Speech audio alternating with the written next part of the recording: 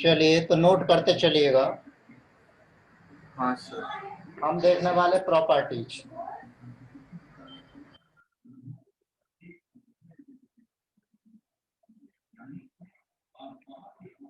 Properties में physical properties पर आ जाए पहले, जैसे मिथाइल अमीन, इथाइल अमीन,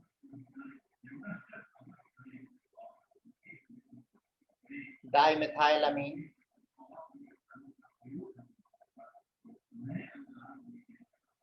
और ट्राई मिथाइल अमीन।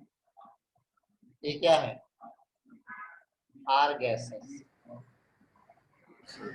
Eight room temperature. Higher amines क्या है?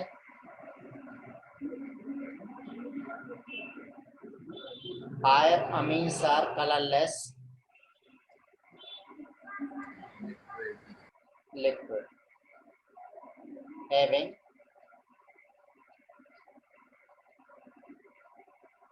unpleasant smell। ठीक। जी सर।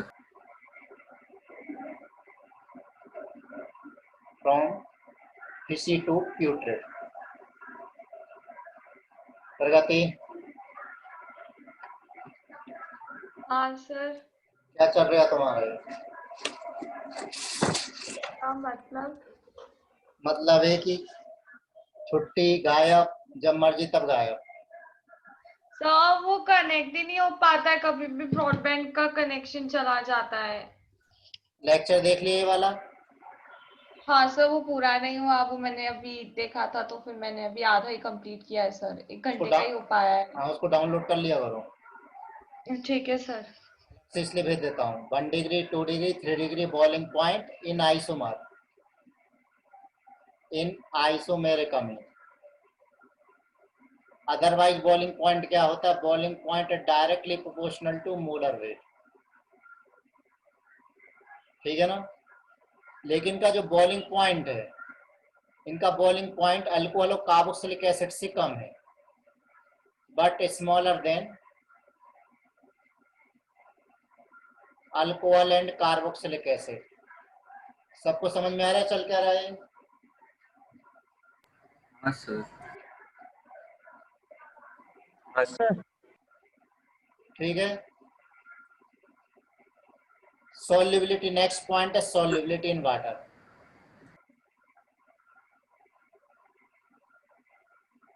तो सॉल्युबिलिटी है, वाटर में सॉल्युबल है 5 कार्बन एटम तक, सॉल्युबल अप टू 5 कार्बन। और जैसे मोलर वेट बढ़ेगा वैसे सॉल्युबिलिटी कम होगी। क्यों ऐसा होता है? मोलर वेट बढ़ने से क्या होता है? हाइड्रोकार्बन पार्ट बढ़ता है। हाइड्रोकार्बन पार्ट बढ़ेगा तो repelling property, water repelling property बढ़ती है। तो आइसोमेरिक में क्या होता है? इन आइसोमेरिक अमीन 1 डिग्री की ज्यादा, 2 डिग्री की कम, 3 डिग्री की और कम, क्योंकि 1 डिग्री वाटर के साथ ज्यादा हाइड्रोजन बॉन्ड फॉर्म करेगा। अब सबसे मेन चीज है इसमें बेसिसिटी।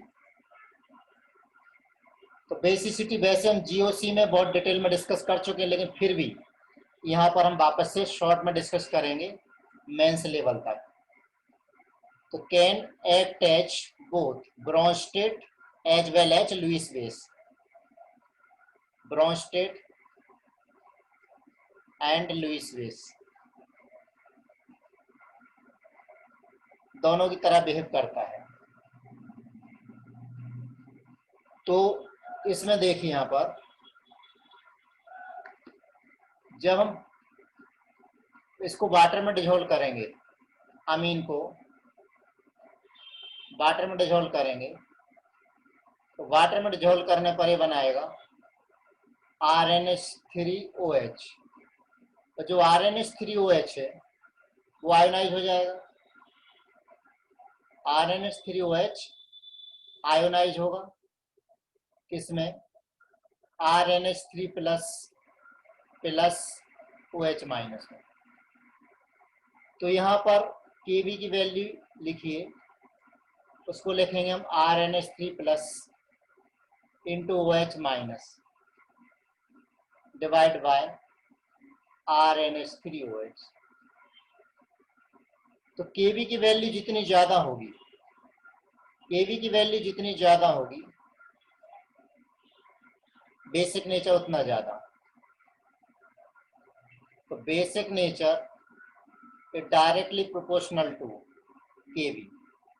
अब हमें ये भी मालूम है कि Pkb क्या होता है, माइनस लॉग ऑफ Kb। तो डायरेक्टली प्रोपोर्शनल टू Kb और इनवर्सली प्रोपोर्शनल टू Pkb। तो आपको क्वेश्चन पे यहाँ पर ध्यान देना है, यही नजर हटी, दुर्घटना घटी। वो किसका ऑर्डर पूछ रहे हैं, बेसिक नेचर का पूछ रहे हैं, Kb का पूछ रहे हैं कि Pkb का पूछ रहे हैं। इतनी बात क्लियर हो गई। तो अब यहाँ पर बेसिक नेचर एक्चुअल में है क्या, पहले तो हम गैस फेज में देख लें बेसिक नेचर में किस में निकालना है। कुछ भी मेंशन नहीं किया है तो हम एक्वस सॉल्वेंट लेके चलेंगे। तो इन गैस फेज या फिर और नॉन पोलर सॉल्वेंट जैसे कि एनहेक्सेन ले लें। Non polar solvent like hexane, like n hexane, उसमें ऑर्डर क्या होता है, 3 डिग्री का ज्यादा, 2 डिग्री का कम, 1 डिग्री का और कम, अमोनिया का बेसिक नेचर सबसे कम। तो यहाँ पर बेसिक नेचर यानी इलेक्ट्रॉन डेंसिटी हमें नाइट्रोजन पर देखना है। नाइट्रोजन पर इलेक्ट्रॉन डेंसिटी ज्यादा, बेसिक नेचर ज्यादा, जो प्लस आई इफेक्ट से डिसाइड होगा। प्लस आई ज्यादा, बेसिक नेचर ज्यादा। तो ध्यान देना गैस फेज में ये मेंशन करके देंगे, लेकिन एक्वस फेज में वाटर में यहाँ पर किस पर डिपेंड करेगा बेसिक नेचर, तो basic nature depends on stability of conjugate acid, stability of conjugate acid. अब कॉन्जुगेट एसिड क्या है, जैसे हमने अमीन ली, उसने प्रोटोनेशन किया, प्रोटोनेशन के बाद प्रोटोनेटेड अमीन बनी। तो अमीन अगर बेस है तो ये क्या है, इसका कॉन्जुगेट एसिड। कॉन्जुगेट एसिड में क्या है, पॉजिटिव चार्ज। तो पॉजिटिव चार्ज जितना ज्यादा अपने आप को स्टेबलाइज करेगा उतना ज्यादा बेसिक नेचर, क्योंकि उतनी जल्दी प्रोटॉन ले लेगा। ठीक, तो हम इसको ऐसा भी लिख सकते हैं कि basic nature directly proportional to delocalisation और डिस्पर्सन ऑफ चार्ज। कौन सा charge, positive charge, dispersion of charge. ये बात क्लियर हो गई। हाँ सर। ठीक है, आगे बढ़े।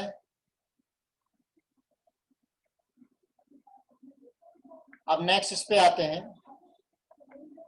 तो मेजर फैक्टर बात समझ में आई, जो कॉन्जुगेट एसिड की स्टेबिलिटी बढ़ाएगा वो क्या करेगा, बेस का बेसिक नेचर भी बढ़ाएगा।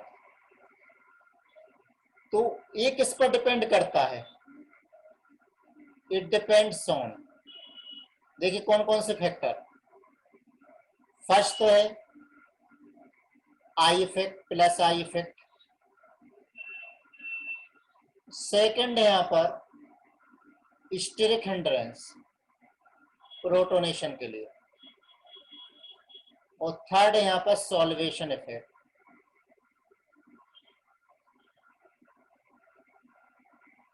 प्लस आई इफेक्ट क्या है, फेवरेबल कंडीशन है, इलेक्ट्रॉन डेंसिटी नाइट्रोजन पर बढ़ाएगा। ये क्या है, अनफेवरेबल है, क्यों, प्रोटॉन को आने से रोकेगा। सॉल्वेशन इफेक्ट क्या है, फेवरेबल, ये क्या करेगा, ये कॉन्जुगेट एसिड की स्टेबिलिटी बढ़ाएगा। तो कॉन्जुगेट एसिड पर पॉजिटिव चार्ज रहता है, पॉजिटिव चार्ज को जो स्टेबलाइज कर दे वो।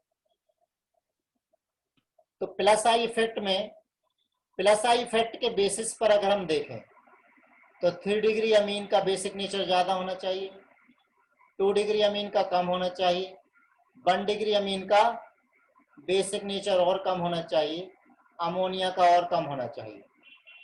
हिंड्रेंस के बेसिस पर देखें तो 3 डिग्री अमीन में नाइट्रोजन के अराउंड बल्कि ग्रुप बहुत ज्यादा, प्रोटॉन इसके नजदीक नहीं पहुंच पाएगा, तो 3 डिग्री का कम, 2 डिग्री का ज्यादा, 1 डिग्री का और ज्यादा, अमोनिया का और ज्यादा। देखो अलग अलग कंडीशन हो रही है। मुंबई पुलिस ने जांच की, कुछ और निकला, सीबीआई ने कुछ और निकला, एनसीबी में कुछ और हो गया, सबके अलग अलग ऑर्डर चल रहे हैं। सॉल्वेशन इफेक्ट के बेसिस पर सबसे ज्यादा सॉल्वेशन किस में होगा, अभी देख लेते हैं। अमीन में देखें तो 1 डिग्री अमीन में ज्यादा, 1 डिग्री अमीन में सॉल्वेशन ज्यादा है, अमोनिया में सॉल्वेशन और ज्यादा है। तो अलग अलग कंडीशन को लेके चलेंगे तो हमें अलग अलग ऑर्डर मिलेंगे। तो हमें क्या करना है, तीनों को एक साथ लेके चलना है, मतलब 3 सब्जेक्ट साथ में लेके चलना है, एक सब्जेक्ट नहीं, एक टॉपिक नहीं, 3 सब्जेक्ट का एक साथ जैसे पेपर होता है उसका क्यूमुलेटिव रिजल्ट आता है, ठीक वैसे यहाँ भी क्यूमुलेटिव रिजल्ट आने वाला है।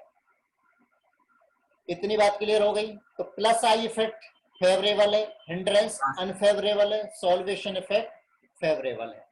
गैस फेज की हमारी बात हो गई है, राइट, इतनी बात क्लियर हो गई। अब यहां पर देखें हम प्लस आई इफेक्ट में, गैस फेज में तो अपना क्लियर हो गया ना, गैस फेज में तो कोई दिक्कत ही नहीं है। हाँ सर, ये लिक्विड है। तो जो फाइनली है, फाइनली ये किस पर डिपेंड करता है, finally it depends on cumulative effect of all these 3 factors. Cumulative effect, ठीक है ना। अब cumulative effect क्या है, उसके बेसिस cumulative effect क्या है, जैसे अगर हम एग्जांपल ले लें, ये ले लिया मैंने मिथाइल अमीन, ये ले लिया मैंने डाई मिथाइल अमीन, और एक एग्जांपल लिया मैंने ट्राई मिथाइल अमीन। तो मिथाइल अमीन में देखिए प्लस आई इफेक्ट काफी कम है, डाई मिथाइल में ज्यादा है, 2 डिग्री में 2 प्लस लगा दिए मैंने, बहुत ज्यादा प्लस आई इफेक्ट है। हिंड्रेंस किसके लिए, हिंड्रेंस प्रोटॉन के पहुंचने के लिए, यहाँ सबसे कम है, यहाँ ज्यादा है, यहाँ बहुत ज्यादा है। सॉल्वेशन, सॉल्वेशन इसमें बहुत ज्यादा है, यहाँ कम है, यहाँ और कम है।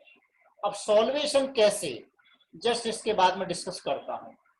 तो ओवरऑल देखिए 2 डिग्री में लगभग लगभग हर चीज बैलेंस है, ना बहुत ज्यादा फेवरेबल कंडीशन है, ना बहुत ज्यादा अनफेवरेबल कंडीशन है। तो अगर मिथाइल ग्रुप लेते हैं तो यहाँ जो ऑर्डर है बेसिक नेचर का, एक्चुअल ऑर्डर क्या है, डाई मिथाइल अमीन 2 डिग्री का बेसिक नेचर ज्यादा, उससे कम 1 डिग्री, उससे कम, बिल्कुल इसको रट डालना। क्यों, प्रॉब्लम ये है कि इसमें theory proper, single concept properly fit नहीं होता है।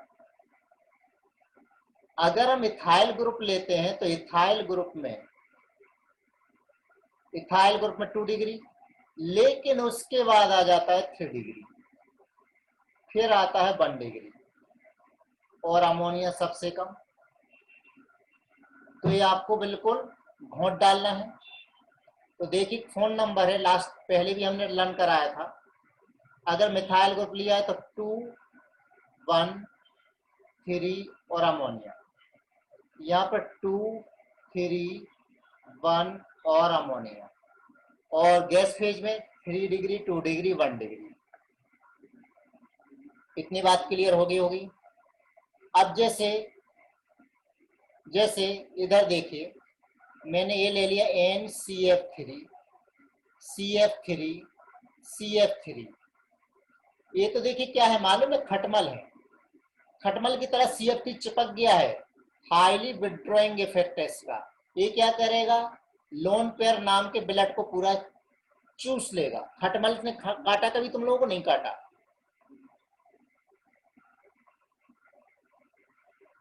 नहीं काट, नहीं का, देखे ही नहीं होंगे। जब हम सागर हॉस्टल में थे तो बहुत खटमल थे वहां पर, लोहे का पलंग मिलता था हॉस्टल में, और हर रूम के बाहर बहुत बड़ा ग्राउंड था, तो ग्राउंड में पलंग ला करके ऊपर से उठा उठा के पटकते थे जिससे खटमल निकल जाए, खूब काटते थे। तो खटमल की तरह ये क्या करते हैं, इलेक्ट्रॉन डेंसिटी को बर्बाद कर देंगे, क्योंकि स्ट्रॉन्ग माइनस आई इफेक्ट यहाँ क्या है, स्ट्रॉन्ग प्लस इफेक्ट है। तो बेसिक नेचर देखिए इसका ज्यादा होगा, इसका बेसिक नेचर कम होगा। मैं BN मतलब बेसिक नेचर की बात कर रहा हूं। हैप्पी? दूसरा ले लें एग्जांपल। अब लेकिन अगर इसी में अब क्या हुआ, यहाँ देखिए, ये तो ये वाला तो होगा बड़े मियाँ, CF3 वाला होगा छोटे मियाँ। तो बड़े मियाँ तभी तक बड़े मियाँ हैं जब तक उनके सामने कोई तीसरा नहीं आया। अब यहाँ देखिए, अब इसी में एक एग्जांपल और लेते हैं, उससे कंपेयर करते हैं।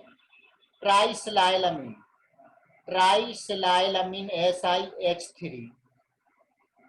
तो इसमें समस्या क्या है, इसमें समस्या क्या है, ट्राइसिलाइलामीन में नाइट्रोजन के पास एक लोन पेयर है, सिलिकॉन के पास क्या है, vacant D orbitals, vacant D orbital है। तो ये लोन पेयर कभी इधर चले गए, ये लोन पेयर कभी इधर चले गए, ये लोन पेयर कभी इधर चलेगा, क्या बोलते हैं हम इसको, बैक बॉन्डिंग,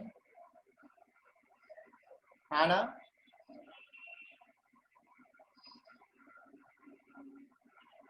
अरे बोलोगे? Yes sir. हाँ सर। हाँ तो इसको बैक बॉन्डिंग नहीं बोलते, इसको बोलते डी ऑर्बिटल रेजोनेंस। सर क्या बोल रहा है, बैक बॉन्डिंग क्लियर दिख रहा है, यहाँ कोई बैक बॉन्डिंग है क्या, मिथाइल के पास कोई वैकेंट ऑर्बिटल ही नहीं है। अगर डी ऑर्बिटल में बैक बॉन्डिंग हो रही हो और एक से ज्यादा डी ऑर्बिटल में हो रही हो, कंडीशन डी ऑर्बिटल में और एक से ज्यादा डी ऑर्बिटल में, तब इसे हम बैक बॉन्डिंग नहीं बोल करके उसका स्पेशल टाइप बोलते हैं डी ऑर्बिटल रेजोनेंस। तो एक डिफरेंस है डी ऑर्बिटल रेजोनेंस और बैक बॉन्डिंग में। बैक बॉन्डिंग हर जगह हो सकता है, कहीं भी हो सकता है, लेकिन डी ऑर्बिटल रेजोनेंस के लिए कंडीशन क्या है, अगर बैक बॉन्डिंग डी ऑर्बिटल में हो रहा हो और एक से ज्यादा बार हो रहा हो रहा है 3 जगह, तो इसे हम कहते हैं डी ऑर्बिटल रेजोनेंस। तो लोन पेयर यानी इलेक्ट्रॉन डेंसिटी कम है, तो बेसिक नेचर वापस से बड़े मियाँ का ही होगा। ये बेसिक नेचर का ऑर्डर, ये ज्यादा बेसिक है और ये नाइट्रोजन यहाँ पर कम बेसिक है। और जब लोन पेयर है अवेलेबल नहीं है, तो यहाँ देखिए sp3 हो गया और ये वाला sp2 हो गया, तो लोन पेयर यहाँ पर अवेलेबल है, तो ये पिरामिडल है, जबकि ये कैसा है, प्लेनर मॉलिक्यूल है। ट्राइसिलाइलामीन इज प्लेनर।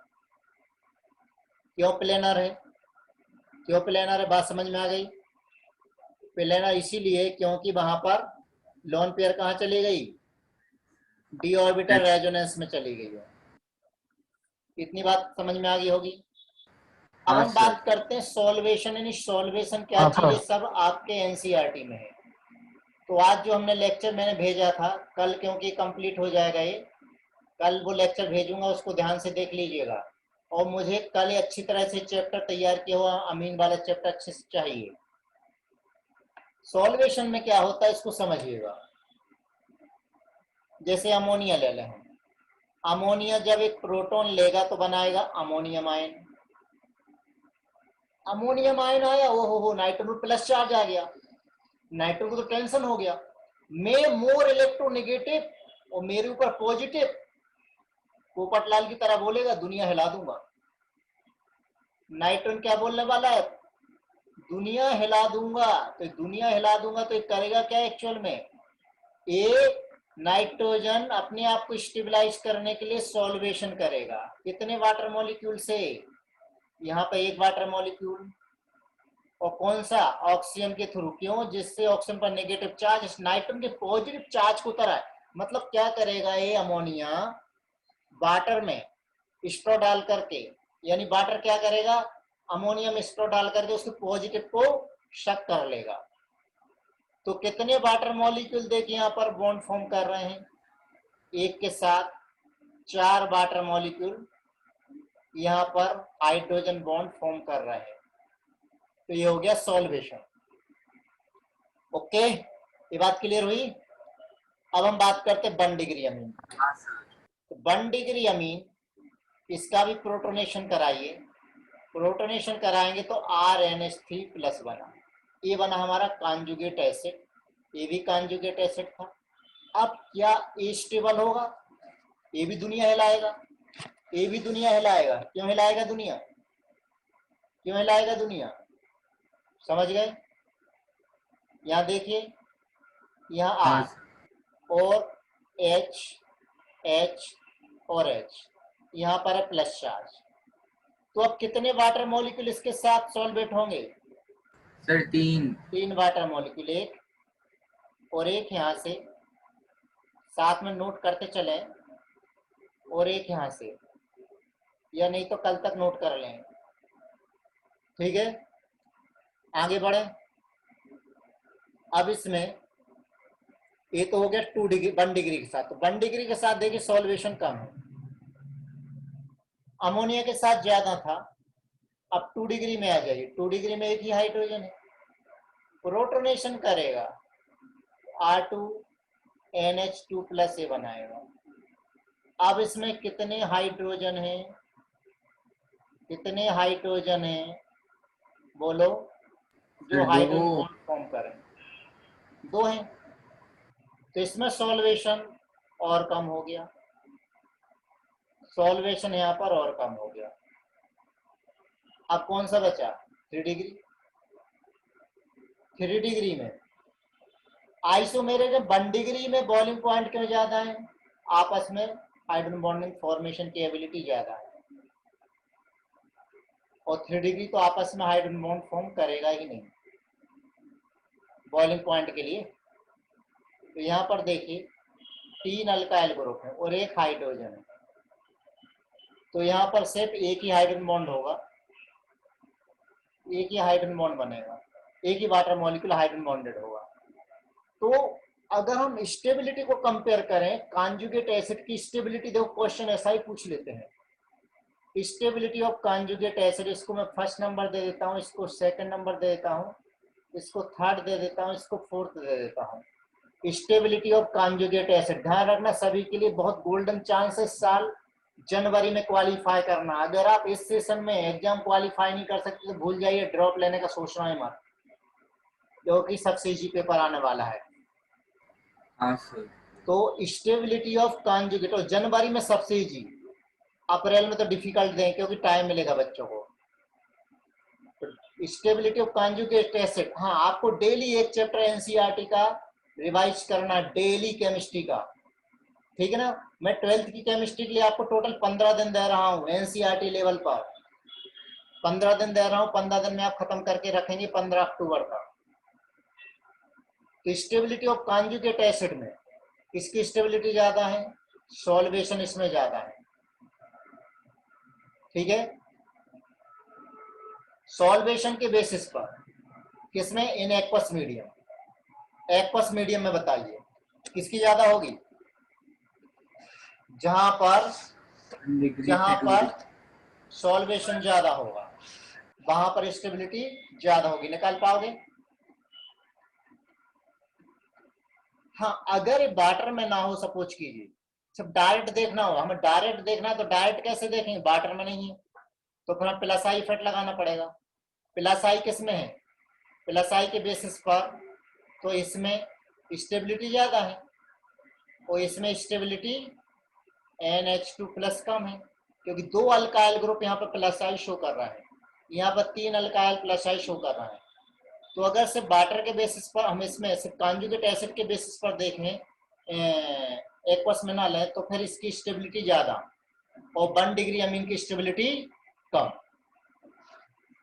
इतनी बात क्लियर हो गई। तो इसका जो क्युमुलेटिव इफेक्ट है, क्युमुलेटिव इफेक्ट का ऑर्डर समझ में आ गया। तो क्युमुलेटिव ऑर्डर क्या है एक्चुअल में? वो यही है कि फाइनली जो हमने ऑर्डर लिखा है, मिथाइल अगर लेते हैं तो क्या ऑर्डर है? 1 डिग्री नहीं 2 डिग्री, फिर 1 डिग्री, फिर 3 डिग्री, ठीक है, क्लियर। तो अगर हम इथाइल लेते हैं तो कौन सा ऑर्डर है? इथाइल अगर हम लेते हैं तो फिर कौन सा ऑर्डर है? 1 डिग्री, फिर 3 डिग्री, फिर नहीं सर पहले 2 डिग्री, 3 डिग्री, 1 डिग्री और अमोनिया, राइट। अब अगर ये सारे ऑर्डर वो एक साथ पूछ लेते हैं तो ध्यान दीजिए, डाई मिथाइल अमीन यानी 2 डिग्री ज्यादा, अच्छा रुको रुको, इकट्ठा करना ना, इकट्ठा करना तो यहाँ पर ले लेंगे हम कौन सा, control Z control Z control Z. हाँ इधर देखिए, ध्यान देना, ऐसा कंट्रोल जेड आपकी एरर में नहीं होता है, गलतियों पे नहीं होता है। जो टाइम चला गया वो कंट्रोल जेड से वापस लौट के नहीं आएगा।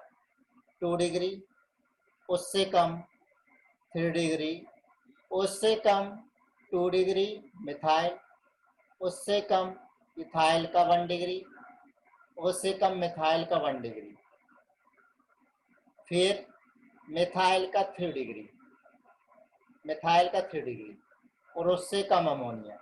अगर एक्सपेरिमेंटल सपोर्ट चाहिए तो वो भी अवेलेबल है। इसका केवीए 9.8 इंटू 10⁻⁻4। रिप्लाई नहीं आ रहा है, कुछ लोग सो गए। 5.7 इंटू 10⁻⁻, 5.3 इंटू 10⁻⁻4, और 5.1 इंटू 10⁻⁻4, 4.3 इंटू 10⁻⁻4, 0.5 इंटू 10⁻⁻4 और 0.18 इंटू 10⁻�4। समझ गए? तो केवी की वैल्यू जितनी कम होती जाएगी बेसिक नेचर उतना कम होता जाएगा। हैप्पी? यहाँ कोई समस्या नहीं होनी चाहिए। तो जहां अगर क्वेश्चन में आपको ध्यान देना गैस फेज बोला कि नहीं बोला, गैस फेज बोला है तो आपको अलग से मेंशन किया होगा। अगर कुछ ही मेंशन नहीं किया है तो आप समझ गए वो एक्वस मीडियम में है। ओके, अब यहाँ पर एक पॉइंट और कि aniline is less basic, aniline is less basic than aliphatic amine RNH2। क्या रीजन है? क्या रीजन है? क्योंकि एनिलीन में जो नाइट्रोजन पर जो लोन पेयर है वो लोन पेयर कहाँ पर है? Lone pair is in resonance, लेकिन RNH2 में कोई कॉन्जुगेशन नहीं है, तो लोन पेयर रेजोनेंस में नहीं है, इसलिए ऐसा होता है। तो अगर बेसिक नेचर देखें तो यहाँ देखिए इसका बेसिक नेचर ज्यादा, उससे कम इसका, क्यों? लोन पेयर कहाँ पर है? रेजोनेंस में है। उससे भी कम अगर दो दो रिंग ले लें तो कभी लोन पेयर एक रिंग पर कभी दूसरे रिंग पर, और अगर तीन तीन रिंग ले लें तो लोन पेयर के कदम पे घर में ही नहीं टिकेंगे, कभी इस घर में कभी उस घर में कभी उस घर में। ठीक है, अगर अल्काइल सब्स्टिट्यूएंट हम इसमें इंक्रीज कर देते हैं, अल्काइल सब्स्टिट्यूएंट इंक्रीज कर दें, जैसे मैंने CH2 इंक्रीज कर दिया, अब लोन पेयर में कोई कॉन्जुगेशन नहीं, नो कॉन्जुगेशन, लोन पेयर में विथ लोन पेयर कॉन्जुगेशन तो है लेकिन लोन पेयर में नहीं है, तो इसका फिर बेसिक नेचर ज्यादा और इसका बेसिक नेचर कम। राइट? हाँ ना? या फिर ऐसा भी देखिए, यस सर। जैसे NH2 का बेसिक नेचर कम है, लेकिन अगर इसमें एक मिथाइल ग्रुप लगा देते हैं, मिथाइल ग्रुप लगाने से थोड़ा सा उसको सपोर्ट मिलेगा, किसका? किसका सपोर्ट मिलेगा? प्लस आई इफेक्ट का। एक मिथाइल और लगा दिए, थोड़ा और प्लस आई का सपोर्ट मिलेगा, तो बेसिक नेचर यहाँ पर बढ़ जाएगा। ये सब हम किसके ऑर्डर देख रहे हैं? बेसिक नेचर के। पाइरोल, ये है पाइरोल, पाइरोल। अब पाइरोल ज्यादा बेसिक है या फिर पाइरोल और एनिलीन? बताइए कौन ज्यादा बेसिक है, पाइरोल की एनिलीन?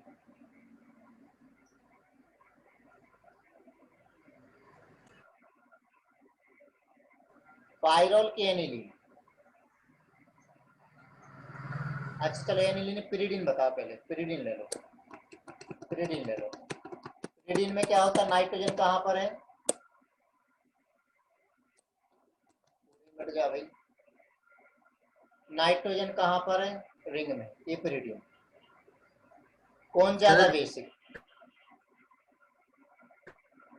तो नाइट्रोजन की रीडिंग सर जो, हाँ नाइट्रोजन की लोन पेयर कहाँ जा रही है? कॉन्जुगेशन, कॉन्जुगेशन में, या lone pair not in conjugation, क्योंकि एरोमेटिसिटी में जा रही पाइरोल की लोन पेयर। तो ज्यादा बेसिक कौन है? पिरिडीन ज्यादा बेसिक है, और पाइरोल कम बेसिक है। हाइब्रिडाइजेशन का इफेक्ट क्या होता है, यहाँ देखिए CH3 C ट्रिपल बॉन्ड है, CH3 CH double bond NH और CH3 CH2N H2। यहाँ देखिए यहाँ भी नाइट्रोजन पर लोन पेयर, यहाँ भी नाइट्रोजन पर लोन पेयर, यहाँ पर भी नाइट्रोजन पर लोन पेयर है। देखिए ये वाला नाइट्रोजन sp हाइब्रिडाइज, ये वाला नाइट्रोजन कौन सा है sp2 हाइब्रिडाइज, ये वाला नाइट्रोजन sp3 हाइब्रिडाइज है। तो इलेक्ट्रोनेगेटिविटी sp की ज्यादा होती है, sp2 की कम होती है, और sp3 की इलेक्ट्रोनेगेटिविटी और कम होती है। तो इलेक्ट्रोनेगेटिव कार्बन, यहाँ कार्बन कौन सा है sp, यहाँ कार्बन कौन सा sp2, और यहाँ कार्बन कौन सा sp3।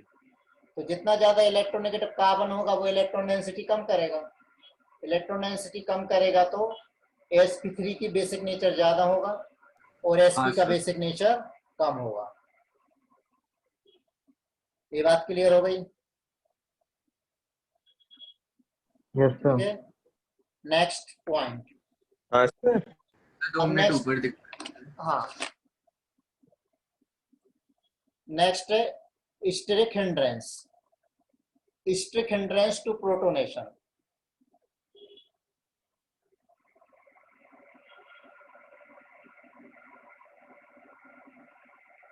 क्या प्रोटोनेशन में भी हिंड्रेंस हो सकती है?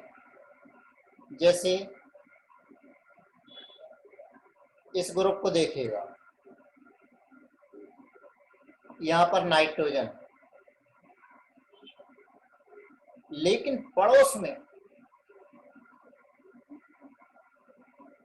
पहलवान है। अब ये तीन बड़े ग्रुप इतनी जगह घेर लेते हैं कि H+ को आने के लिए, अगर चलो H+ यहां पर आ भी गया तो उसको वहां पर रुकने के लिए जगह ही नहीं मिलती है। क्यों? क्योंकि हाथी भाई उसकी फैमिली वहां पर पहले से विराजमान है, उन्होंने ही पूरी गोकुल धाम पर कब्जा जमा रखा है। तो यहाँ पर देखिए, यहाँ पर स्पेस नहीं है, और ये मिथाइल ग्रुप भी उसको रिपेल कर रहे हैं, बोल रहे हैं कहां से आ गया। अब H+ एक्चुअल में आएगा कहां से? वाटर से, वाटर से H+ को ले लेगा, OH- बाहर कर लेगा, ठीक है ना। तो इसका बेसिक नेचर कम है, तो लोअर बेसिक नेचर ऑफ, यहां पर लिख देता हूं मैं, the lower basic nature of 2,6 di tertiary butyl pyridine is due to steric region। ठीक है ना, किसके लिए? For protonation by bulky tertiary butyl group, by bulky tertiary butyl group at second and 6th position या 8th position. ठीक, तो इसमें क्या होता था, space around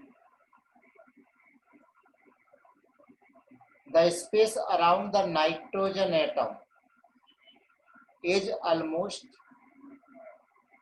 completely filled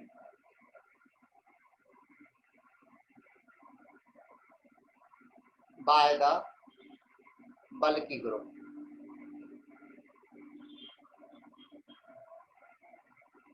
Making it difficult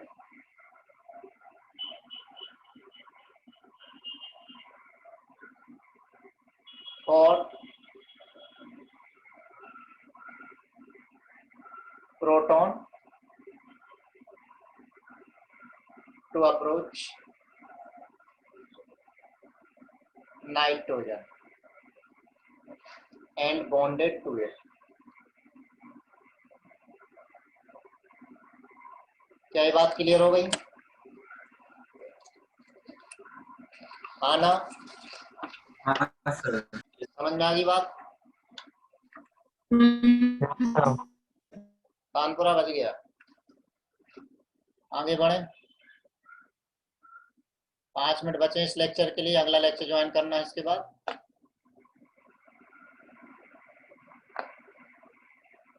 अब यहाँ देखिएगा, ऊपर कर दीजिए। अब यहाँ देखिएगा, steric hindrance to Lewis acidic Lewis basic reaction.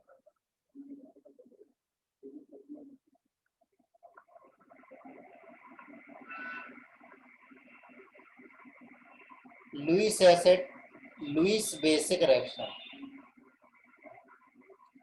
अब यहां देखिएगा,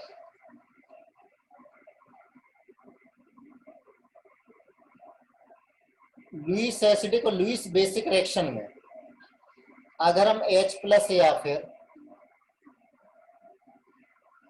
ट्राई मिथाइल बोरोन लेते हैं तो फिर ऑर्डर क्या है? 2 डिग्री, 1 डिग्री और 3 डिग्री, ये order.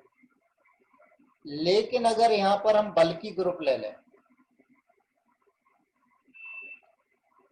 Tertiary butyl, try tertiary butyl borane, try tertiary butyl borane, तो फिर ये ऑर्डर 1 डिग्री ज्यादा, 2 डिग्री कम, 3 डिग्री के लिए और कम। क्यों? क्योंकि वो अप्रोच नहीं कर पाएगा। आई बात समझ में? तो जैसे जैसे बल्कीनेस बढ़ती जाएगी वैसे वैसे वो अप्रोच नहीं कर पाएगा। जैसे हम ये ले लें 1 डिग्री, H H और CH3, इस H को मैंने डैश ले लिया, इस H को मैं बेज ले लेता हूँ। अब बोरॉन के साथ बॉन्डेड हुआ है, बोरॉन के साथ बॉन्डेड हुआ तो एक मिथाइल ग्रुप, एक मिथाइल ग्रुप इधर चला गया और एक मिथाइल ग्रुप है। नाइट्रोजन ने लोन पे दे दी तो प्लस चार्ज, बोरॉन ने ले ली तो माइनस चार्ज, ये बन जाएगा।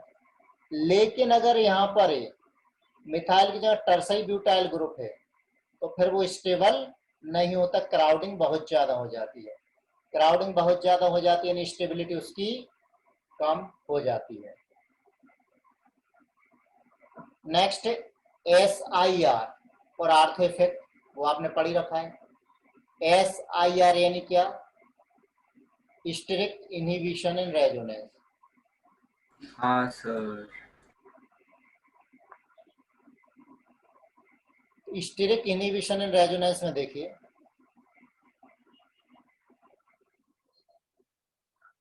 इसमें क्या होता है, यहाँ जो नाइट्रोजन की जो लोन पेयर है वो रेजोनेंस में है, लेकिन अगर आर्थो पोजीशन पर बल्कि ग्रुप अटैच हो तो यहाँ पर भी नाइट्रोजन से बल्कि ग्रुप अटैच हो, तो lone pair is in conjugation और यहाँ पर lone pair is not in conjugation, lone pair conjugation में नहीं। तो यहाँ पर बेंजीन रिंग एंड NMe2 ये दोनों क्या है? In same plane. और यहाँ पर रिंग एंड NMe2 ये क्या है? परपेंडिकुलर। तो रेजोनेंस नहीं है। क्यों? क्योंकि यहाँ पर क्या होता है? हिंड्रेंस होती है दो मिथाइल ग्रुप में। तो यहाँ पर इलेक्ट्रॉन इजीली अवेलेबल है, जबकि इलेक्ट्रॉन इजीली अवेलेबल नहीं, क्योंकि वह कहाँ जा रहे हैं? रेजोनेंस में जा रहे हैं। तो ये ज्यादा बेसिक है, मोर बेसिक, और वो कम बेसिक है। ये बात क्लियर हो गई? अब यहां ध्यान देना, आर्थो इफेक्ट और SIR में फर्क है। आर्थो इफेक्ट में यहाँ पर NH2 ग्रुप चाहिए हमें और ये मिथाइल, तो ये कम बेसिक। क्यों?